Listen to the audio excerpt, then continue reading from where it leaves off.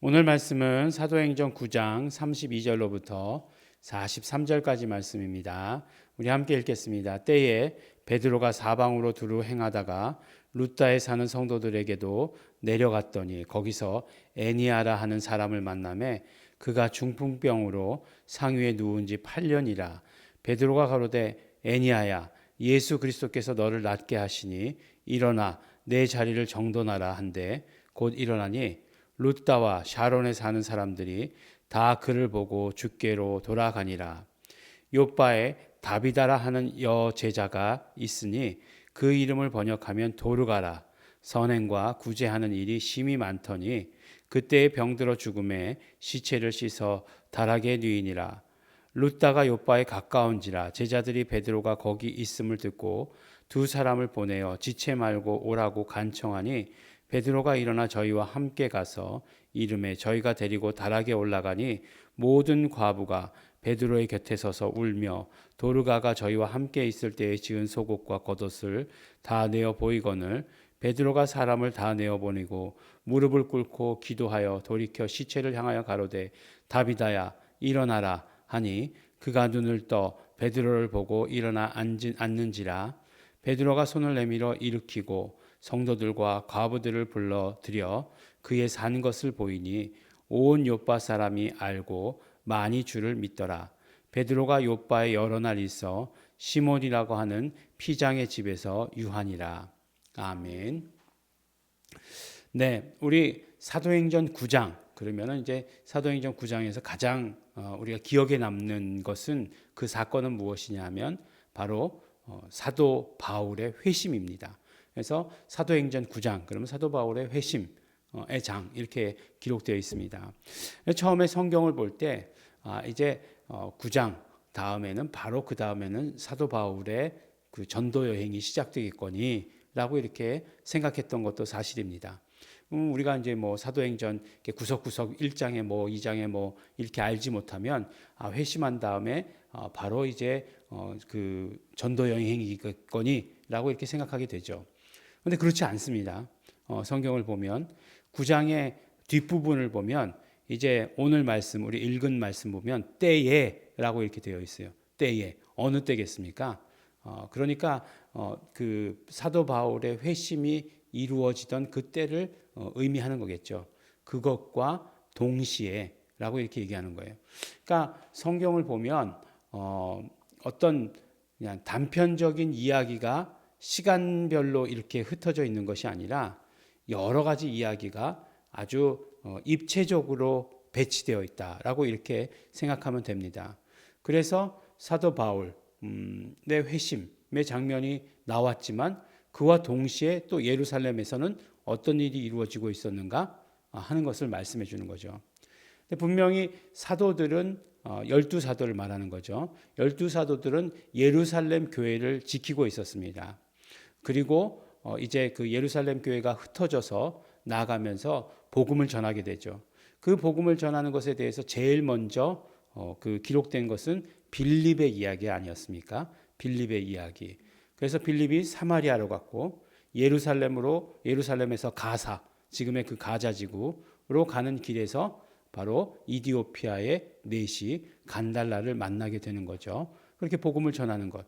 그래서 말씀드리기를 지금 사도행전은 어떠한 그 틀에 계속해서 그 틀을 가지고 말씀을 그 복음 전해가는 것을 전하고 있느냐? 바로 예루살렘에서부터 시작해서 온 유대와 사마리아와 땅끝까지라고 하는 그 어떤 프레임이죠. 그 구도, 그것에 아주 충실하게 그것을 이루어가고 있다. 그것을 그리고 있다. 빌립의 전도도 그렇고 그렇다는 거죠.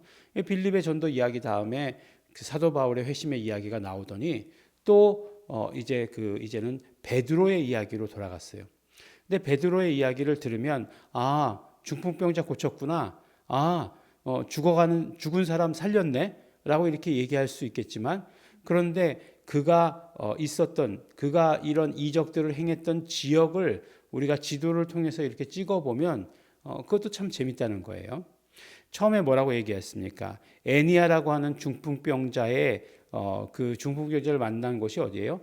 때에 베드로가 사방으로 두루 행하다가 물론 그 모든 기반은 예루살렘 교회에 있었지만 이제 계속해서 흩어져서 복음을 전했던 것을 보게 되는 거죠. 루다라고 하는 곳은 어디냐? 예루살렘으로부터 시작해서 해안가, 바닷가가 시작되기 전에 바로 전에 있는 도시가 바로 루다라고 하는 그런 도시예요. 그러니까 그것까지 이제 갔다라고 하는 거죠. 그러면 예루살렘에서 떠나서 거긴 어디예요? 유대 땅이잖아요. 예. 예루살렘과 온 유대와 이렇게 말씀하고 있는 거잖아요. 그래서 유대 땅이에요. 유대 땅이라고 하는 곳에 갔습니다. 근데 거기서 이제 이루어진 사건, 그러니까 이 장소와 사건을 우리가 한꺼번에 봐야 되죠. 애니아라고 하는 사람이 중풍병에 걸렸는데 8년을 앓고 있었다. 그런데 어떻게 됩니까? 애니아야, 일어나라 라고 이렇게 얘기하는 거죠. 일어나라, 예수 그리스도께서 너를 낫게 하신다. 이 말씀은 무슨 얘기일까요? 예. 그가 기도할 때, 베드로가 기도할 때 예수 이름으로 기도했겠죠. 예수 이름으로 기도하고, 그래서 예수 이름으로 중풍병을 치료하신 것을 우리가 보게 되는 거죠. 그래서 결국 그 어떻게 된 거예요? 루다와 샤론이라고 하는 곳은 그 바로 위를 말하는 것이에요. 사론이라고 하는 곳에 사론 평야라고 하는데 바로 해변과 붙은 평야를 이야기합니다. 그곳에 있는 모든 사람들이 다 그를 보고 주께로 돌아가니라라고 이렇게 말씀하고 있어요. 예수를 영접하게 되었다 이렇게 말씀하고 있는 거죠. 그러니까 사마리아 성령이 임하시면 너희가 권능을 받고 바로 예수 이름의 이 권능을 그대로 행하는 자들이 되고라고 하는 거죠. 그래서 예수 이름으로 내 이름으로 귀신을 쫓아내고 내 이름으로 병든 자에게 손을 얹은즉 나으리라. 그때 어떻게 한다고요? 예수께서 이적과 표적과 기사로 이 모든 것들을 증거하였다라고 말씀하지 않았습니까? 그 일들이 어디서 일어났다고요? 바로 이 애니아를 고친 루다라고 하는 곳에서 일어났다라고 이렇게 얘기합니다. 근데 그 다음에 이제 요빠라고 하는 곳은 루다에서 조금 더 바닷가예요. 여기는 완전히 바닷가예요. 요빠라고 하는 곳, 요빠라고 하는 도시. 근데 요빠라고 하는 도시에서는 어떤 일이 일어나느냐? 다비다라고 하는 여제자가 있었는데 죽었다는 거죠. 그가 늘 과부를 섬기며 착한 일을 하며 이렇게 섬기던 자였다는 거예요. 근데 죽었어요. 그러니까 다른 모든 사람들이 다 슬퍼했는데 바로 베드로가 예수 이름으로 기도하고 다비다야 일어나라 라고 이렇게 얘기한 거죠. 이때 기도할 때 나사렛 예수 이름으로 다비다야 일어나라 이렇게 얘기하지 않았겠습니까? 당연히 그렇게 얘기했겠죠. 당연히 그렇게 말했겠죠. 왜냐하면 3장에서 날 때부터 안진뱅이였던 사람을 고칠 때에 내가 가진 것으로 내게 주노니 곧 나사렛 예수 그리스도의 이름으로 일어나라라고 말했던 것과 똑같은 말을 했을 것이라는 거죠. 여기서는 다른 공식을 사용하고 저기서는 다른 공식을 그렇지 않아요. 언제나 베드로는 예수 이름의 사람이었기 때문에 제자들은 예수 이름 사용했다는 것 너무나 잘 알고 있습니다. 근데 예수 이름 사용하는 것 그래서 죽은 사람이 일어나는 것 너무나 당연한 일인데 그런데 또 뭐라고 얘기하고 있습니까? 온 요파 사람이 알고 많이 주를 믿더라라고 이렇게 얘기하고 있는 거예요. 그 모든 그 결론은 거기에 있죠. 그 이적과 표적과 신유가 결론이 아니에요. 이적과 표적과 신유를 통해서 예수를 믿게 되더라. 더 많은 사람들이 더 많은 곳에서 그렇게 얘기하는 거죠. 그래서 예루살렘과 온 유대와 온 유대까지가 이제 더 펼쳐지는 거죠. 더 점점 확장되는 거죠. 이것들이 확장되는 것을 우리가 보게 되는 거죠. 그래서 루다와 요빠와 그 위에 있는 사론이라고 하는 그 평지까지 그곳까지 점점 이 복음이 확장되어져 나아가는 것을 우리에게 보여주는 것입니다. 그 이적과 신유, 이적과 표적과 기사라고 하는 것이 그것 자체가 목적은 아니에요. 그것은 분명히 예수 이름으로 이루어지는 일이에요. 예수 이름으로 이루어지는 일인데 예수 이름으로 이루어지는 일의 결국 그 목적은 무엇이냐면 예수 그리스도께서 그 모든 말씀이 진짜다라고 하는 것을 증명해 주시는 것이고 왜 증명해 주시느냐? 그렇죠. 믿게 하기 위해서 증명해 주시는 것이라는 거예요. 그래서 그것을 통해서 믿게 된다라고 하는 것을 말씀해 주십니다. 그래서 예수 이름으로 치료받은 사람도 결국 내가 치료받았으니 할렐루야 하나님 놀라우신 분이십니다. 그렇게만 그쳐서는 안 되는 것이고 간증하고 복음을 전해야 된다. 자기 체험을 이야기해야 된다. 이렇게 말씀해 주시고 계시는 것입니다. 이제 베드로의 이야기가 다음 장에도 계속 나올 거예요. 베드로의 이야기가 계속될 텐데 이렇게 복음이 전파되는 것을 우리에게 보여주시고 계시는 것입니다. 그러므로 우리가 예수 이름의 이적과 표적과 신유를 사모하시면서 또 그것으로 인하여서 복음이 전해지는 데에 힘쓰시는 우리 성도 여러분 되시기를 예수 이름으로 축원합니다. 기도하겠습니다. 하나님 아버지 감사합니다.